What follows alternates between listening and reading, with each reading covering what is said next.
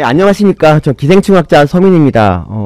앞에 그 훌륭하신 법조인 분들이 이렇게 말씀 많이 하셨는데, 저는 이제 뭐 기생충학자고 해서, 사실 법을 제가 또 알면 얼마나 알겠습니까? 그래서 그냥 저는 좀 원고를 대충 써왔는데, 뭐 원고를 좀 읽어도 너그럽게 봐주시고요.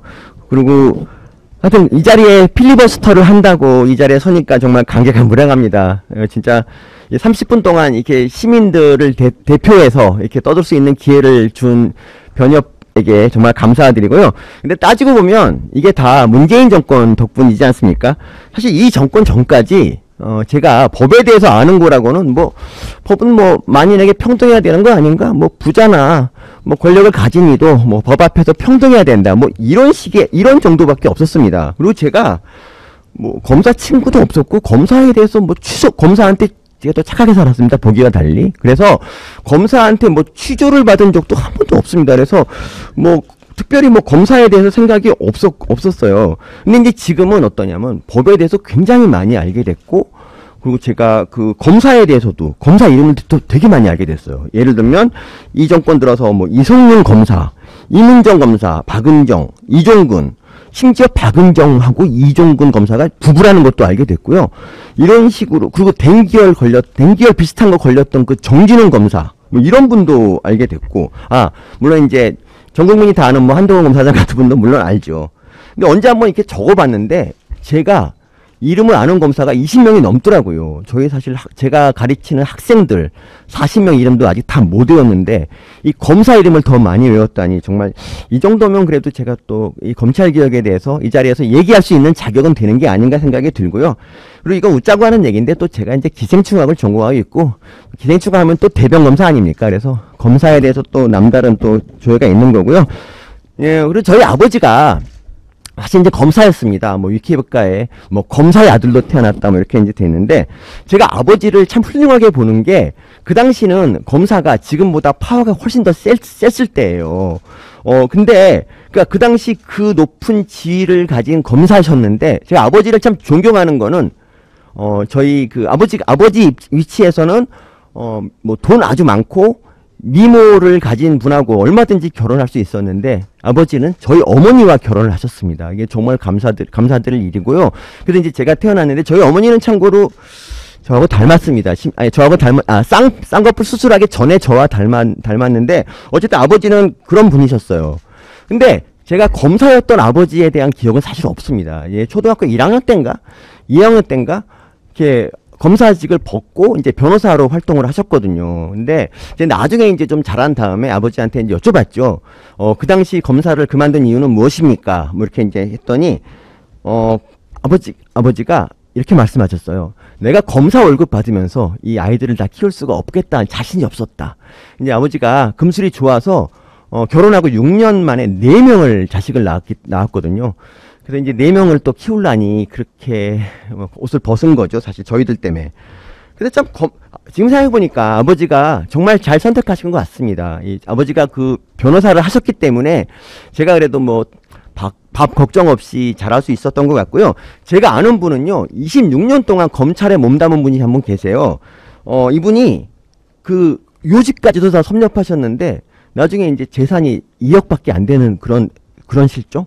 그걸 보면 참, 아버지가 검사로 계속했으면 정말 우리 끝장났겠구나 생각이 들어요. 물론 이제 그분이 지금은 수십억을 호가하는 이 아크로비스타라는 곳에 이제 살고 계시긴 한데 그건 사실 돈 많은 미모의 부인하고 결혼한 덕분이고요. 어쨌든 검사를 해서는 돈을 벌지 못합니다. 그래서 이제 제가 아는 그런 검사에 대한 생각은 그냥 나쁜 놈들을 이렇게 붙잡는 그런 좋은 일을 국가적으로 굉장히 중요한 일이고 서민들을 보호하는 일을 하면서도 약간 그렇게 돈을 많이 벌지는 못하는 그냥 사명감이 있는 그런 분들이라고 이제 제가 생각을 했습니다. 그런데 제가 이 정권 들어서 이 검사가 무소불위다 이런 말을 되게 많이 들었어요. 근데 그러니까 무소불위니까 검찰의 권한을 축소해야 된다는 거죠. 근데 진짜 검사가 무소불위인가요? 제가 아는 분 중에서요.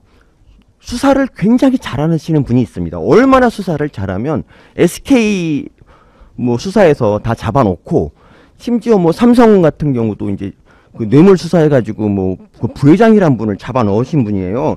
근데 그러니까 이렇게 이름을 날리던 수사 잘하는 검사도 정권의 눈앞에 한번 벗어나니까 진짜 그다음부터 끝없이 추락하더라고요. 이분이 원래 이 중앙지검 뭐 3차장 지내고 그리고 반부패 강력부장, 그러니까 옛날로 치면은 이 중수부장까지 하신 분인데 갑자기 이분이 이제 눈밖에 나고 부산지검 갔다가 법무연수원으로 쫓겨났어요. 근데 수사를 정말 잘하는, 그래서 이제 조선 제일검이라는 별명을 가진 이분이 수사를 절대 할 수 없는 법무연수원 가 있으니 얼마나 답답하겠습니까? 근데 우리나라는 말이죠, 이 법무연수원이 두 곳이 있습니다. 용인하고 진천이 있어요. 이제 처음에 이분이 용인에 계셨는데 그 용인에서 이제 이분이 다시 진천으로 가게 된 게 바로 이런 연유입니다. 이분이 뭐라 그랬냐면은, 아무래도 이제 진천이 충청북도에 있는 거 아시죠? 진천. 이분이 이제 진천에 발령 나기 전날 뭐라고 했냐면은 법무장관을 비판을 합니다. 그러니까 그 당시 법무장관이 추미애였는데, 추미애 장관은 왜 그동안 전가의 보도처럼 강조했던 이 피의사실 공표 금지, 그리고 공보준칙 이런 거를 왜 채널A 사건에서는 준수하지 않느냐. 실제로 그 채널A 사건이 그 한동훈 검사장을 막 엮은 그런 사건이지 않습니까? 여기서는 그러니까 뭐 기소된 것도 아닌데 막 한동훈 검사장이 굉장히 나쁜 것처럼 뭐 온갖 죄가 많은 것처럼 막 얘기를 했잖아요. 그렇죠? 그러니까 울산시장 선거 개입되는 그 사건에 대해서는 검찰이 기소를 했는데도 공소장도 보여지지 않고 국민들은 나중에 알아도 된다라고 할 정도로 이 범죄자의 인권에 투철하신 분이 한동훈 검사장이 피의자가 되니까 이거는 뭐 완전히 피의사실 공표를 무시하는 그런 일이 벌어져요. 그러니까 이거에 대해서 한동훈 검사장이 얼마든지 말해버렸다. 그분이 얘기할 수 있는 거 아닙니까? 그랬는데 이 말을 한 다음 날 진천으로 발령이 납니다. 물론 이제 이거는 법무부에 따르면 이 모든 건 다 우연이라고 합니다. 원래 한동훈 검사장은 법무연수원 연구위원인데 원래 연구위원은 진천 소속이어야 되는데 그동안 많이 봐준 거다, 이렇게 말을 합니다. 그래서 원칙대로 돌아갔답니다. 그러니까 어쨌든 간에 근데 이거 뭐 누가 믿겠습니까? 그냥 이렇게 잘 나가는 분도 정말 바른 말 한번 하면 이렇게 쫓겨나는데 이런 검사가 진짜 무소불위인가요? 그러고 보니까 아까 그 26년 동안 이 검찰에 계시던 분 있잖아요. 뭐 윤석열이라고 다 아시겠지만 그분이 능력을 인정받아서 검찰 중에서 최고라는 검찰총장 자리까지 올랐는데, 와, 그분이 일개 국회의원한테 막 끌려가서 당하더라고요. 그분이 뭐라 그런지 아세요? 그 일개 국회의원이 키도 굉장히 작으신 160을 못 넘는다 설도 있는 그분이 이렇게 말합니다. 들어보세요. 바로 그 점이 당견이란 말이에요. 아, 총장님 자세 똑바로 안 해요. 뭐 이런 식의 얘기를 듣더라고요. 이게 무슨 무소불위입니까? 와, 이게 무슨, 진짜 원래 검찰이 무소불위면 그 검찰총장 정도면 나는 새도 그냥 다 떨어뜨려야 되는 게 정상인데, 근데 일개 국회의원 따위한테 그런 말을 듣는 검찰이 과연 무소불위일까요, 정말? 저는 그래서 이 무소불위라는 말 자체가 다 거짓말이라고 생각을 합니다. 검찰이 무소불위라는 게 아니라 원래 수사하는 자리가 원래 좀 무서운 자리예요. 예를 들면 뭐 저도 뭐 범죄 안 저지르고 착하게 살아도 경찰이 한번 와보라 그러면 괜히 쫄지 않습니까? 특히 이제 운전할 때 뭐 교통경찰이 정말 제한 속도 지키면서 가고 있어도 교통경찰에 부르면은 막 가슴이 뛰고 어떻게 하지? 막 이런 생각이 들지 않습니까? 원래 그렇다고 해서 뭐 경찰이 무소불위냐? 사실 그런 건 아니지 않습니까? 이게 수사하는 자리라는 게 원래 그런 거예요. 근데 제가 아는 어떤 분은 얼마 전에 이제 방송에 나와서 검찰을 왜 때려잡아야 되는가, 뭐 여기에 대해서 말씀을 하셨어요. 이 손석희하고 같이 나오셨는데, 손석희 앵커하고 그 이유를 이렇게 되더라고요. 검찰은 이 자신의 잘못에 대해서는 다 이렇게 눈 감아준다, 끼리끼리. 내편 감싸기가 심해서 검찰이 피의자로 입건된 사건의 기소율이 0.1%밖에 안 된다. 그래서 검찰이 나쁜 놈이고 때려잡아야 된다, 이렇게 말을 한 겁니다.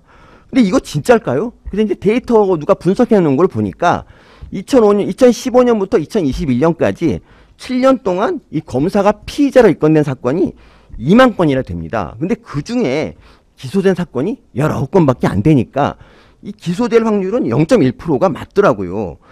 근데 그 기간 동안 일반인이 피의자 입건에서 기소된 비율이 32%가 넘어요. 그러니까 이 0.1%와 32% 차이는 어마어마하죠. 그런데요, 이거는 이 수치만 보면 안 됩니다. 그 실체를 봐야죠. 그러니까 검사가 피의자로 왜 입건되겠습니까? 뭐 검사가 뭐 그렇다고 뭐 일반인처럼 뭐 다른 범죄자들처럼 뭐 방화 뭐 이런 걸 하겠습니까? 그런 사람은 극히 드물어요. 그러니까 검사가 고발되는 사건은요, 실제 검사가 사건을 저지른 게 아니라 이 검사가 수사한 결과에 불만을 품은 사건 당사자가 뭐 예를 들면 직무유기라든지 아니면 직권남용이라든지 이런 식으로 고소하는 거예요. 그 검사를. 그러니까 이 수사 결과가 마음에 안 들어서 고발한 거거든요. 그러니까 그러니까 당연히 이게 무죄가 나올 수밖에 없죠. 기소가 안 될 수밖에 없죠. 그런데 이런 통계를 가지고 검찰을 무소불위라고 한다 하면 이거야말로 진짜 법알못 아닙니까? 근데 놀랍게도 그분이 전직 변호사였다는 게 정말 어이가 없습니다. 어떻게 이런 말도 안 되는 통계를 가지고 검찰을 공격할 수가 있죠? 그리고 그분은 또 검찰이 정치화된 게 문제라고 합니다. 근데 실제로 검찰은 권력의 신여라는 말을 들을 정도로 이 권력자에 대한 봐주기가 심각한 건 맞죠. 예를 들어서 그 이명박 대통령 시절에 뭐 다스 있지 않습니까? 이명박 대통령이 아마 세웠을 걸로 추정되는 그 다스가 누구 거냐, 뭐 이거에 대해서 이제 뭐 수사를 했어요. 그랬더니 이제 2007년의 결과는 이명박 대통령 소유가 아니다라면서 무혐의를 줬습니다. 그런데요, 문재인 정권 시절에 다시 이 사건을 수사합니다. 그래서 그때 한동훈 검사가 이명박 전 대통령이 다스의 실소유주다, 이런 사실을 확인했다, 이렇게 발표를 합니다. 여기 이제 그것 때문에 결국 이제 감옥에 가셨는데, 어쨌든 이 한 사건에 대해서 이 상반된 결론을 내리는 검찰, 과연 믿어도 되겠습니까? 이 검찰이 그러니까 힘이 있는 사람한테는 약하고 힘이 없어진 후에 좀 세게 보이는 그런 검찰이지 않습니까? 그런데 이거 여기에 대해서 문제를 얼마든지 지적할 수 있는데, 이게 과연 검사만의 잘못인가요? 제가 아는 분 중에 이제 그 문무일 총장이라는 분이 있습니다. 제가 이분을 굉장히 좋게 생각하는 거는, 검찰총장으로 재직 중이던 시절에 저 재밌다고 한번 불러서 만나고 싶다 해서 한번 저한테 밥을 사준 적이 있고요. 그다음부터 제가 이제 문무일 총장을 존경하는데, 이분이 제 앞에서도 한번 그렇게, 이제 제가 그때 여쭤봤어요. 이 검찰은 왜 권력의 신여냐? 검찰도 좀 잘하면 안 되냐? 뭐 이런 바보 같은 질문을 했습니다. 그랬더니 그분이 이제 어떻게 했냐면은 이 윗도리를 벗더니 이 팔에다 걸어요. 그리고 이렇게 막 팔을 흔들어요. 그러면서 저한테 물어보더라고요. 이 옷을 흔드는 거는 옷이냐 아니면 팔이냐? 이게 무슨 말인지 혹시 이해하셨어요? 이 퍼포먼스를 나중에 이제 그 검경 수사권에 관해서 이제 기자회견을 하실 때 똑같은 이제 퍼포먼스를 하셨는데, 이건 뭐냐 하면, 검찰은 정말 뭐든지 다 권력이고 뭐고 수사하고 싶지만 그러니까 이 정치 권력이 검찰을 흔들기 때문에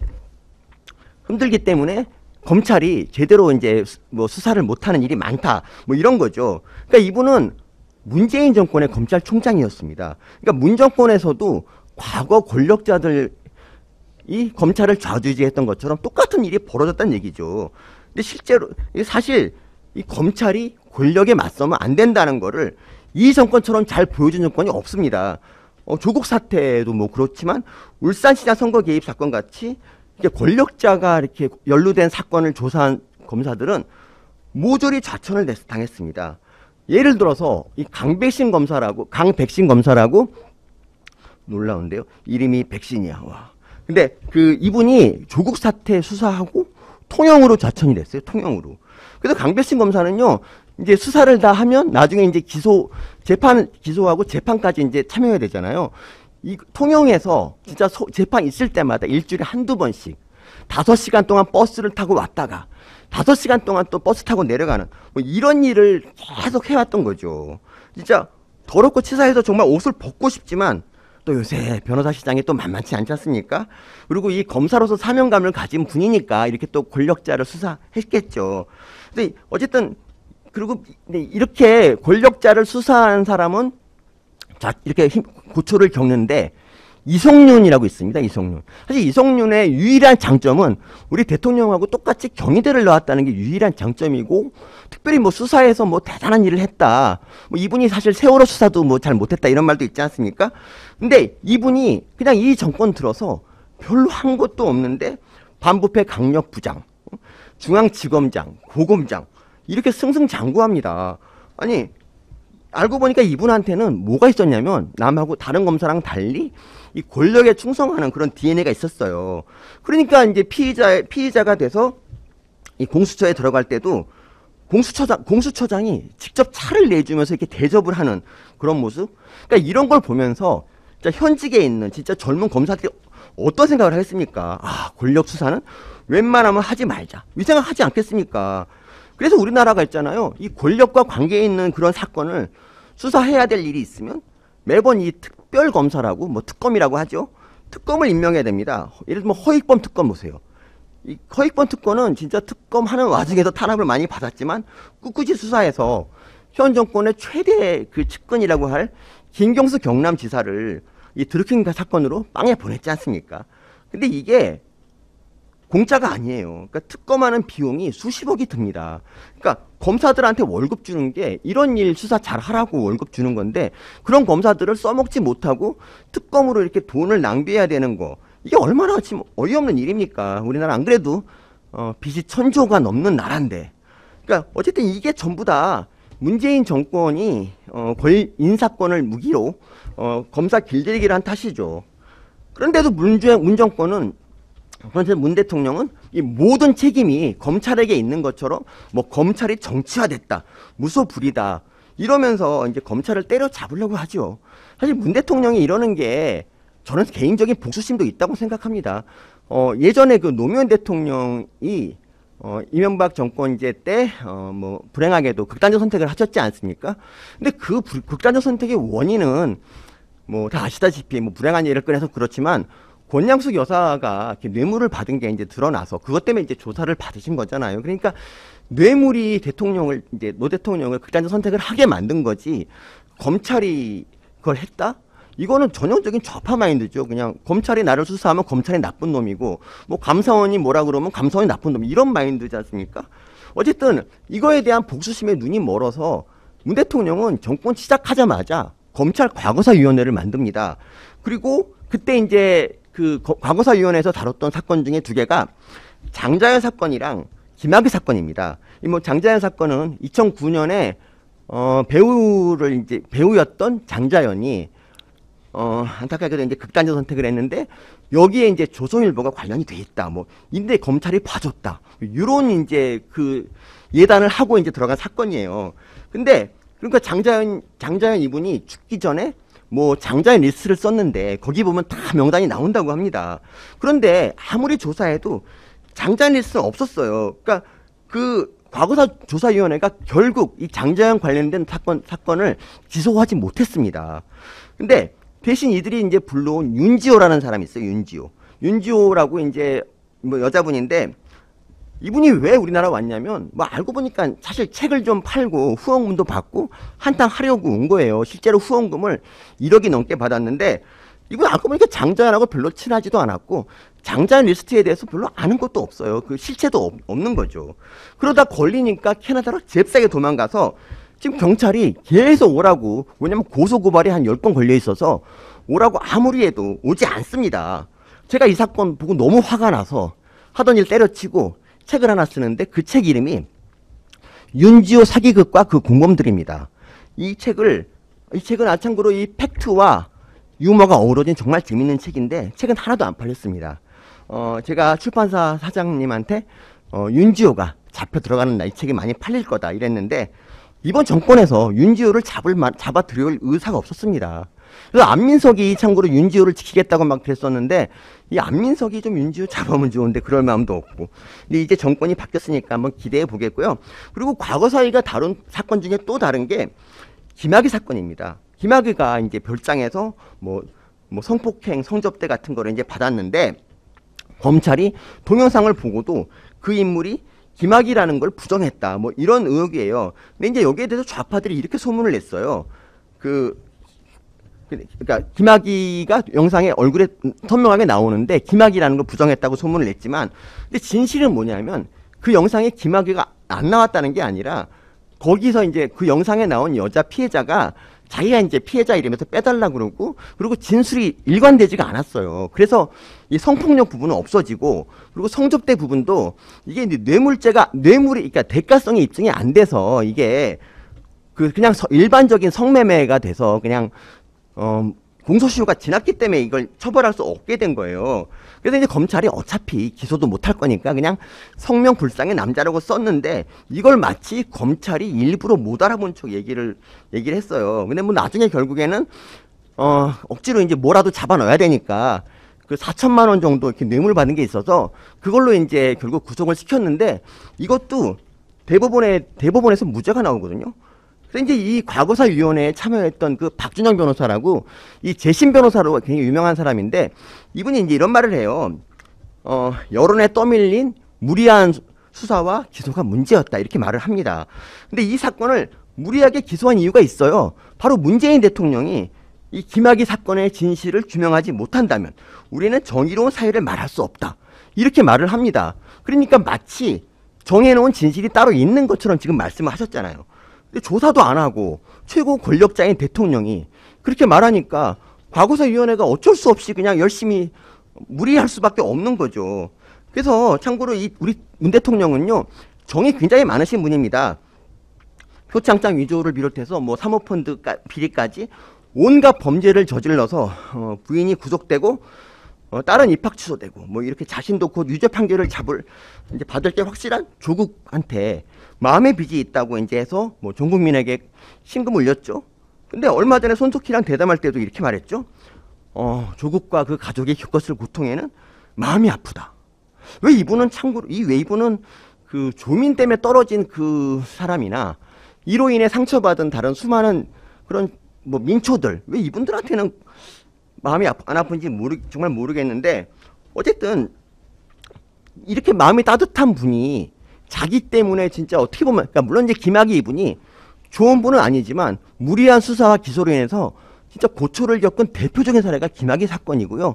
배후에 대통령이 있잖아요. 그러면 그 김학의한테도 뭐라고 좀 마음이 아프다 하고 한마디 좀 해야 되지 않습니까? 근데 전혀 안 그러더라고요. 자, 이제 뭐 이 정도 하고 검찰개혁 얘기를 잠깐 해볼게요.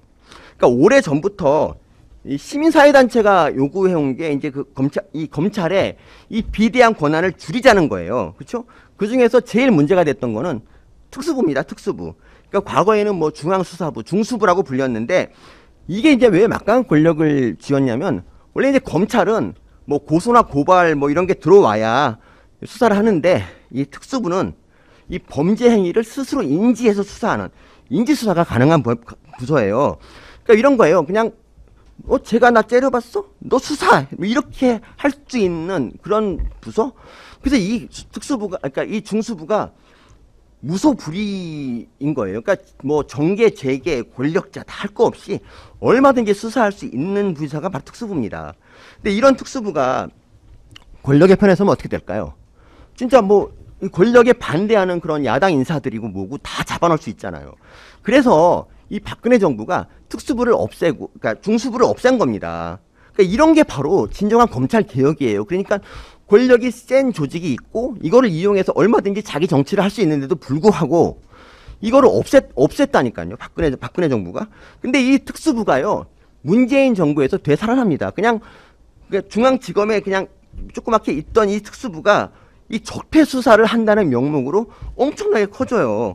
이게 다 박근혜 정부를 수사한답시고 이제 마구 이제 정권이 키운 거예요. 이 특수부를 이끈 사람이 바로 윤석열 당선인, 그리고 한동훈 검사장이죠. 근데 거기서 어쨌든 여기서 획획한 공로를 세워서 윤 당선인이 나중에 이제 검찰총장이 되는데, 정말 이상하지 않습니까?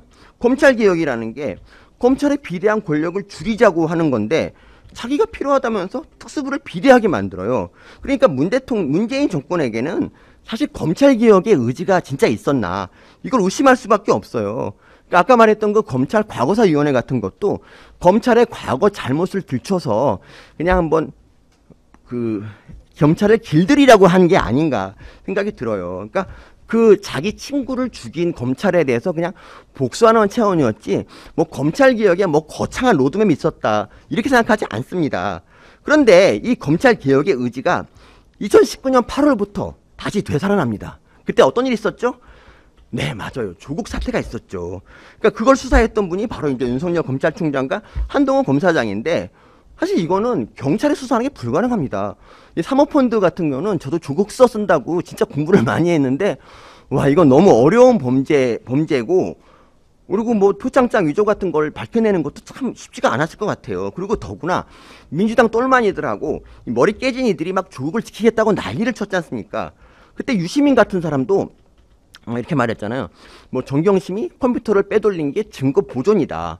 만약에 이 정경심이 무죄가 나오면 그때 검찰이 응분의 책임을 져라. 뭐 이런 얘기를 합니다. 뭐 서초동에는 머리 깨진 애들이 한 수만 명 모여서 뭐 조국 수호, 정경심 사랑합니다. 이런 말을 외치고 있었잖아요. 이 와중에 진짜 검찰이 사력을 다해서 수사할 수밖에 없었죠. 그런데 있잖아요. 이 조국 빠들은 이 수사가 한 가족을 망가뜨렸다 이러는데 전혀 그렇지 않아요. 아니 그 아버지랑 어머니랑 딸이 모두 범죄에 가담했는데 다 수사받아야지. 그럼 누굴 봐줍니까? 근데 사실 있잖아요. 이 조국 사태는 어떻게 보면 많이 봐준 겁니다. 이 당시 수사를 담당했던 이 한동훈 검사장이 양심 고백을 하는데 사실 봐주기가 있었다. 뭐라고 말하냐면 원래 그 숙명여고 쌍둥이 있지 않습니까? 시험지 그 뭐 유출했다고. 이 숙명여고 쌍둥이는 미성년자인데도 기소를 당해서 처벌을 받았는데 조민 씨는 나이가 30이 넘었는데도 기소조차 당하지 않았습니다. 그리고 웅동학원 이사장 있지 않습니까? 웅동학원 이사장이 그 이제 조국의 어머니이신데 이 웅동학원 그 이사장 비리가 좀 있었어요. 근데 그거를 어머니 한번 소환도 한번 안 하고 그냥 봐줍니다. 그래서 한동훈 검사는 이렇게 말합니다. 봐주기 수사 비판은 아프게 받아들이겠지만 과잉 수사가 아니다. 이렇게 말을 했어요. 그러니까 이게 뭐 그렇게 대단한 겁니까? 잘못한 겁니까? 근데 문 대통령이 여기서 이제 경로를 했고 그다음부터 갑자기 검찰 개혁이란 말을 입에 달고 삽니다. 그리고 이런 대통령의 뜻에 뭐 잘 부응하는 민주당은 그때부터 이제 검경 수사권 조정을 하고요. 야당 반대에도 불구하고 공수처를 만들어요. 그리고 이제 검경 수사권 뭐 조정 덕분에 경찰에 뭐 일이 많아지고 뭐 사건 처리 시간이 길어졌다. 뭐 이런 말이 있지만 뭐 원래 개혁에는 고통이 따르니까 참아야지 않겠습니까? 그리고 공수처도 정말 원래 공수처를 만든 이유에 뭐 걸맞게 일을 잘하고 있습니다. 그러니까 그 페이크로 조희연 뭐 교육감을 처음에 1호 이권자로 이제 수사하는 척 하더니 결국 뭐 2호, 3호, 4호부터 10호까지 전부 윤석열 당선인만 계속 뒤졌지 않습니까? 진짜 정말 진짜 그래도 어쨌든 간에 이 두 개가 만들어져서 검찰 개혁이 완성됐으면 그냥 이제 좀 쉬자. 검찰은 이제 좀 잊고 살자. 이렇게 생각했는데, 그게 아니었던 거죠. 이제 검수완박을 해야지만 검찰 개혁이 완성된다면서 그 전에 한 건 아무것도 아니랍니다. 사실 검찰 수사권 완전 박탈이라는 게 2021년 1월에 처음 나왔어요. 이 당시에는 이제 민주당 똘마니들이 윤석열 총장 보고 이제 물러나라고 막 난리칠 때인데 아무리 그 모욕을 주고 뭐 부인도 수사하고 장모 가두고 해도 안 물러났어요. 근데 그때 뭐가 나왔냐면 바로 검수완박이 나온 거죠. 처음에 이 이름을 검수완박이라는 걸 주장을 처음 누가 했냐면 이 파란 장미라고 SNS에서 활동하는 이 강성 친여 단체들이 이제 했는데 얘네들이 이제 그 검수완박 해야 된다면서 좀 머리가 모자라는 국회의원들과 범죄 저지른 그런 국회의원들을 대상으로 서명 운동을 합니다. 뭐 최강욱, 황운하 같은 그런 이제 의원이나 김용민 같은 의원 같은 사람이 이제 서명을 했는데 그래서 이제 2021년 2월에 여당이 진짜로 검수완박법을 만들어요. 그리고 이제 중수청을 설치해서 뭐 검찰 수사권을 완전 뺏겠다고 얘기를 합니다. 여기에 검찰을 사랑하는 우리 윤석열 당선인은 이제 손을 들고 검찰총장직을 물러나게 되는 거죠. 그래서 정말 신기하게도 그 뒤부터 참고로 그때 이제 윤석열 총장이 뭐라 했냐면 검수완박은 부패 완판이다. 뭐 이렇게 말을 하고 지금도 이제 그 민주당은 검수완박을 윤석열 당선인이 찬성했다고 하는데 절대 그런 적 없습니다. 근데 신기하게도 윤 총장이 물러나고 나서는 검수완박이 싹 들어갔어요. 1년 넘게 들어가 있던 것이 왜 다시 나왔을까요? 대선에서 지고 이재명, 문재인 등등이 이제 감옥 가게 생겼으니까 다시 검수완박 꺼낸 거죠. 뭐 문 대통령은 뭐 손석희하고 대담해서 뭐 문 대통령을 지키기 위해서 검수완박을 한다. 이게 선거용이라고 그랬는데 선거 끝나고도 지금 계속 그 얘기하고 있는데요. 정말 어이가 없지 않습니까? 그러니까 그 시간이 원고를 너무 많이 썼네요. 시간이 너무 길어져서 마지막만 얘기하겠습니다. 지금 우리나라에 근간을 흔드는 일이 벌어지고 있어요. 근데 문 대통령은 지금 모른 채 하고 있단 말이죠. 자기가 5월 9일까지 대통령이라면서 뭐 청와대 이전도 뭐 방해하고 하여튼 할 수 있는 한 모두 이렇게 몽리를 부리고 있잖아요. 근데 그런 분이 자기 임기 중에 벌어지는 이 엄청난 사태를 그냥 보고만 있는 거예요. 손석희 앵커가 물어봅니다. 민주당이 이렇게 갑자기 강력 드라이브를 거는 건 이게 맞느냐? 그랬더니 그에 대해서 의견을 말하지 않겠다. 국회 현안에 개입하는 발언이다. 이 정말 비겁하지 않습니까? 대통령으로서 의견이 있을 거 아닙니까? 아니 그 전에 민식이법을 조속히 통과시키라고 얘기를 한 적이 있고 공수처 만들 때 빨리 처리해달라고 말한 적이 있어. 이분은 국회 개입을 상당히 자주 했던 분이에요. 근데 갑자기 왜 개입 안 하는 척하는 거죠? 이유는 한 가지입니다. 우리 문 대통령은요, 여론이 불리한 일, 그런 일, 국민의 반대가 높은 일은 절대 하지 않습니다. 뭐더나 들어올 때 마치 자기가 계약한 것처럼 전화통화 할 때는 나서서 영어도 못하면서 얘기하고, 뭐더나가 안 들어와. 계약을 안 지켰어. 그때 사과는 아랫사람들이 하는 게 문 대통령 특기입니다. 그래서 문 대통령한테 마지막으로 한번 여쭤보겠습니다. 문 대통령님, 검수완박 실제로 되게 원하죠? 검수완박 통과돼서 양산에서 아주 편하게 노후생활 하는 게 그게 꿈이죠? 그래서 지금 말씀 안 하시는 거잖아요. 우리 다 알아요. 그래서 우리가 반대하는 거고요. 이상으로 마치겠습니다.